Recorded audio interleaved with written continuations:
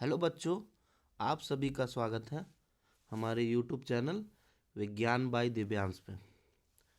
आज हम लोग क्लास 10th का बहुत ही important chapter carbon and its compound शुरू करने जा रहे हैं, जिसमें हम इससे रिलेटेड जितने भी इम्पोर्टेंट पॉइंट्स हैं उस सभी को कवर करेंगे मिनिमम टाइम में, क्योंकि एग्ज़ाम बहुत नज़दीक है। तो हम कोशिश करेंगे कि इनके जितने भी पॉइंट्स हैं इस चैप्टर के सारे कवर करें बहुत ही कम पॉइंट्स में। ठीक है, तो चलिए शुरू करते हैं। Carbon and its compound. Carbon, सबसे पहले हम कार्बन एंड इट्स कंपाउंड में हम सिर्फ कार्बन के बारे में जानेंगे। कार्बन एक एलिमेंट है, टोटल 118 एलिमेंट है, उसमें कार्बन एक इम्पॉर्टेंट एलिमेंट है। कार्बन एक नन मेटल है। सबसे पहले हम ये देखेंगे कि कार्बन क्या है, एक नन मेटल है। Present on earth crust 0.02%। Earth crust में कितना प्रेजेंट है, 0.02%। और एटमॉस्फेयर में कितना प्रेजेंट है, 0.03%। कार्बन क्या है, कार्बन एक टेट्रावैलेंट एलिमेंट है and always form covalent bond. Tetravalent का मतलब क्या हो गया, कि वैलेंसी 4 होगा। ठीक है, टेट्रा का मतलब होता है 4, वैलेंट का मतलब वैलेंसी, और कोवैलेंट बॉन्ड का मतलब होता है जो शेयरिंग से बनता हो। कोवैलेंट बॉन्ड का मतलब होता है जो शेयरिंग से बनता हो। ठीक है, शेयरिंग बॉन्ड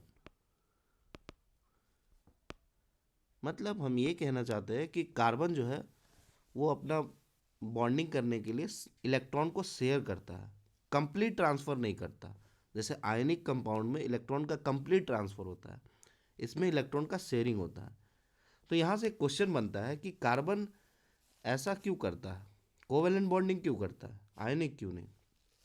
तो यहाँ पर एक इसका पॉइंट निकल के ये आता है कि हम लोग ऑक्टेट रूल पर है। ऑक्टेट रूल क्या कहता है कि आउटर मोस्ट ऑर्बिट में 8 इलेक्ट्रॉन चाहिए एक एलिमेंट को स्टेबल होने के लिए। कितना इलेक्ट्रॉन चाहिए, 8 इलेक्ट्रॉन, या खाली रहना चाहिए। दो ऑप्शन है कि या तो 8 इलेक्ट्रॉन होना चाहिए या तो खाली रहना चाहिए, या तो कंप्लीटली फिल्ड होना चाहिए या वैकेंट होना चाहिए। लेकिन क्या है ना, कार्बन के आउटर मोस्ट ऑर्बिट में 4 ही इलेक्ट्रॉन है, क्योंकि इसका इलेक्ट्रॉनिक कन्फिग्रेशन 2 और 4 है। अब इसमें 8 पुराने का कोशिश करेंगे तो हमको 4 किसी से लेना पड़ेगा या 4 को हमको निकालना पड़ेगा। मतलब इसके पास दो ऑप्शन है, या तो 4 इलेक्ट्रॉन किसी से ले ले, 8 पूरा ले, या ये भी 4 को खाली कर दे ताकि वो स्टेबल हो जाए। बट एक एटम का इतना कैपेसिटी नहीं होता कि वो एक साथ 4 इलेक्ट्रॉन को ऐड कर सके या 4 इलेक्ट्रॉन को लूज कर सके। ठीक है, एटम का इतना कैपेसिटी नहीं होता कि 4 इलेक्ट्रॉन को ऐड कर सके या लूज कर सके। उसके पास इतना एनर्जी नहीं होता कि वो 4 इलेक्ट्रॉन को एक्सेप्ट कर सके, जिसके कारण वो क्या करता है, 4 किसी अदर एलिमेंट के साथ वो शेयर करता है। ठीक है, और शेयरिंग करने के कारण जो बॉन्ड बनाता है उसको कहते हैं हम कोवैलेंट बॉन्ड। ठीक है, तो अब कार्बन का हम एटॉमिक नंबर देखेंगे। एटॉमिक नंबर कितना होता है, 6। तो अगर इसका एटॉमिक नंबर 6 है तो इसका नंबर ऑफ इलेक्ट्रॉन भी तो 6 ही होगा, क्योंकि एटॉमिक नंबर बराबर नंबर ऑफ इलेक्ट्रॉन बराबर number of proton. Mass number कितना होगा, 12 होगा। इलेक्ट्रॉनिक कन्फिग्रेशन क्या होगा, 2 और 4। के सेल में 2 होगा और एल सेल में 4 होगा। कार्बन कैटिनेशन प्रॉपर्टी शो करता है। कैटिनेशन प्रॉपर्टी क्या होता है, सेल्फ कॉम्बिनेशन एबिलिटी, मतलब एक एटम को अपने से ही कंबाइंड होकर लॉन्ग चेन बनाने का जो क्षमता होता है उसी को बोलते हैं कैटिनेशन प्रॉपर्टी। फिर से एक बार, the property of self combination of carbon atom to form long chain with strong bond. लंबा लंबा चेन बनाएगा, लेकिन वीक बॉन्ड नहीं बनाएगा, वो स्ट्रॉन्ग बॉन्ड बनाएगा। मतलब कार्बन ऐसे जुड़ सकता है, कार्बन ये इनफाइनाइट जुड़ सकता है, कहीं भी अगर हम जोड़ते जाएंगे तो ये जुड़ते जाएगा और स्ट्रॉन्ग बॉन्ड बनाएगा, टूटेगा नहीं। क्यों, क्योंकि इसके पास वैलेंसी 4 होता है। अब शेयर करने की वजह से एक एटम क्या करता है, दूसरे एटम के साथ शेयरिंग बॉन्ड बनाता है, और इसका न्यूक्लियस इसके इलेक्ट्रॉन को पकड़ता है, इसका न्यूक्लियस इसके इलेक्ट्रॉन को पकड़ता है। ये दो एटम को मान लेते हैं। ठीक है, तो ये कार्बन बनाता है। अब क्या है कि सिलिकॉन के पास भी आउटर मोस्ट ऑर्बिट में 4 इलेक्ट्रॉन है, तो वो भी कैटिनेशन प्रॉपर्टी शो करता है, बट 7 और 8 सिलिकॉन तक ही, उससे ज़्यादा वो शो नहीं कर सकता, क्योंकि वो वीक बॉन्ड बनाता है। क्योंकि सिलिकॉन वीक बॉन्ड क्यों बनाता है? सिलिकॉन कैटिनेशन प्रॉपर्टी कार्बन की तरह नहीं शो कर पाता है। कार्बन बहुत लंबा लंबा चेन बना लेगा, सिलिकॉन नहीं बना पाएगा, क्योंकि सिलिकॉन का बॉन्ड बहुत ही वीक होता है और कार्बन कार्बन का बॉन्ड स्ट्रांग होता है। सिलिकॉन सिलिकॉन का बॉन्ड से कार्बन कार्बन का बॉन्ड स्ट्रांग होता है, क्योंकि सिलिकॉन का साइज बड़ा होता है। साइज बड़ा होने के कारण एक एटम का न्यूक्लियस दूसरे एटम का इलेक्ट्रॉन को उतना टाइटली नहीं पकड़ पाएगा जितना टाइटली कार्बन पकड़ पाता है, जिसके कारण इसके बॉन्ड स्ट्रेंथ में कमी आ जाएगा। इसके बीच का डिस्टेंस बढ़ेगा तो इसका स्ट्रेंथ घट जाएगा। स्ट्रेंथ घट गया तो मतलब पकड़ के रखने का एबिलिटी घट गया, तो जिसके कारण ये वीक बॉन्ड बनाएगा। ठीक है, अब हम देखेंगे ऑकरेंस ऑफ कार्बन। पाया कितने फॉर्म में जाता है? सबसे पहले फ्री स्टेट में, या तो फ्री स्टेट में पाया जाता है। कौन कौन एग्जाम्पल है फ्री स्टेट में? Diamond, graphite and buckminsterfullerene. और इन कंबाइंड स्टेट में तो बहुत सारा है, जैसे carbon dioxide, carbon monoxide, petrol, carbohydrate, biomolecules जितना भी होता है, प्रोटीन, प्रोटीन में भी होता है कार्बन। ठीक है, प्रोटीन में नाइट्रोजन भी होता है बट कार्बन भी होता है, कोवेलेंट बॉन्ड नहीं बनाता है। कार्बोहाइड्रेट्स हो गए, जितना भी शुगर्स हो गए, जो जो भी फूड खाते हैं सब में कार्बोहाइड्रेट्स है। तो ये सब कंबाइंड स्टेट में, मतलब वो अकेले सिंपल सिर्फ कार्बन नहीं है, उसके कार्बन के साथ एक से अधिक एलिमेंट और भी जुड़ा हुआ है। लेकिन फ्री स्टेट में डायमंड, ग्रेफाइट और बकमिस्टर फुलरिन है। अब हम एक क्वेश्चन यहाँ देखते हैं, define allotropes of carbon with example. ठीक है, allotropes of carbon, allotropes answer इसका देखते हैं, different form of element having same chemical properties but different physical properties are called allotropes. मतलब एक ही एलिमेंट का different chemical properties, sorry different physical properties होगा बट सेम केमिकल प्रॉपर्टीज होगा। ठीक है, जैसे सिर्फ कार्बन से ही जो बना हो, जैसे डायमंड, ग्रेफाइट और बकमिस्टर, तीनों सिर्फ कार्बन से ही बना है, तीनों का फिजिकल प्रॉपर्टीज डिफरेंट है, केमिकल प्रॉपर्टीज सेम है, मतलब तीनों कार्बन से ही केवल बना है। डायमंड भी सिर्फ कार्बन का बना हुआ है, ग्रेफाइट भी और बकमिस्टर फुलरिन भी। एलोट्रॉप्स ऑफ फास्फोरस, फास्फोरस का भी एलोट्रॉप्स होता है, white phosphorus, red phosphorus, yellow phosphorus. Phosphorus हमारे मैच बॉक्स में इस्तेमाल किया जाता है। वाइट फास्फोरस जो होता है वो बहुत आसानी से उसमें आग लग जाता है, अगर हम उसको पाल में रखें तो वो तुरंत उसमें आग लग जाएगा, हाथ पे रखेंगे तो। अब हम देखेंगे एलोट्रॉप्स ऑफ कार्बन में हम लोग इसका एलोट्रॉप्स पढ़ेंगे। तो सबसे पहला जो एलोट्रॉप्स है वो है डायमंड। कार्बन का एलोट्रॉप्स फर्स्ट डायमंड। डायमंड क्या है? क्रिस्टलाइन सॉलिड है। क्या? Crystalline solid. सॉलिड दो टाइप का होता है, क्रिस्टलाइन सॉलिड और एमॉर्फस सॉलिड। एमॉर्फस सॉलिड जैसे प्लास्टिक, रबर, ग्लास, ये सब एमॉर्फस सॉलिड हो गया, जिसमें इरेगुलर अरेंजमेंट होता है, और क्रिस्टलाइन सॉलिड में रेगुलर अरेंजमेंट होता है। कार्बन लिंक रहता है, एक कार्बन 4 डिफरेंट कार्बन से लिंक रहता है। ठीक है, एक कार्बन 4 डिफरेंट कार्बन से लिंक रहता है। ठीक है, और कोवेलेंट बॉन्डिंग तो कर ही रहा है क्योंकि कार्बन है। Regular tetrahedron structure, tetrahedral structure, bond angle 109 degree होगा। ठीक है, बहुत ही रिजिड होता है, 3 डायमेंशन स्ट्रक्चर। ठीक है, it has high melting and boiling point. अब बहुत ही स्टेबल होने के कारण इसका मेल्टिंग बॉइलिंग पॉइंट बहुत हाई होता है, मेल्टिंग पॉइंट लगभग 3500 डिग्री सेंटीग्रेड। ठीक है, it it is a bad conductor of electricity because it has no free electron. अब इसमें एक भी फ्री इलेक्ट्रॉन है ही नहीं। अब इलेक्ट्रिसिटी कंडक्ट करने के लिए फ्री इलेक्ट्रॉन का जरूरत होता है, आउटर मोस्ट ऑर्बिट में फ्री इलेक्ट्रॉन होगा तभी इलेक्ट्रिसिटी कंडक्ट होगा, बट इसके पास फ्री इलेक्ट्रॉन तो है ही नहीं, तो ये बैड कंडक्टर ऑफ इलेक्ट्रिसिटी। उसके बाद हम लोग देखेंगे यूजेज ऑफ डायमंड। डायमंड का यूज़ क्या है? ग्लास कटर में, शीशा को काटने में इस्तेमाल किया जाता है, एंड रॉक ड्रिलिंग मशीन में, रॉक को तोड़ने में, क्योंकि डायमंड हार्डेस्ट सब्सटेंस है। मतलब डायमंड को काटने के लिए भी डायमंड का इस्तेमाल करते हैं, लोहा से काट ही नहीं सकते उसको, बहुत हार्ड है। अब इतना हार्ड क्यों है, कभी कभार मैंने माइंड में क्वेश्चन आ सकता है कि इतना हार्ड क्यों है। इसके स्ट्रक्चर के कारण है। ये जो स्ट्रक्चर जो टेट्राहेड्रल है ना, ये मोस्ट स्टेबल स्ट्रक्चर होता है। ये मोस्ट स्टेबल स्ट्रक्चर मतलब ये स्ट्रक्चर टेट्राहेड्रल में, कोई भी मॉलिक्यूल टेट्राहेड्रल में ना, इसके बॉन्ड एंगल का जो स्ट्रेन है वो बहुत ही कम रहता है, जिसके कारण ये बहुत ही आराम से 109 डिग्री में एक दूसरे से बैठा हुआ होता है वी शेप में। जैसे मान लेते एक ऐसे वी होगा और एक उल्टा वी होगा, ठीक है, टेट्राहेड्रल स्ट्रक्चर में। सेकेंड यूज इसका क्या है, ये इसका इस्तेमाल हम लोग ज्वेलरी में करते हैं, गहने वगैरह में। इसका एज बहुत शार्प एज होता है। इसको हम आँख के सर्जरी में भी इस्तेमाल कर सकते हैं। कैटरेक्ट हो जाता है ना ओल्ड एज में, आँख पर उजला उजला जो कैटरेक्ट हो जाता है, उसको रिमूव करने में इस्तेमाल होता है।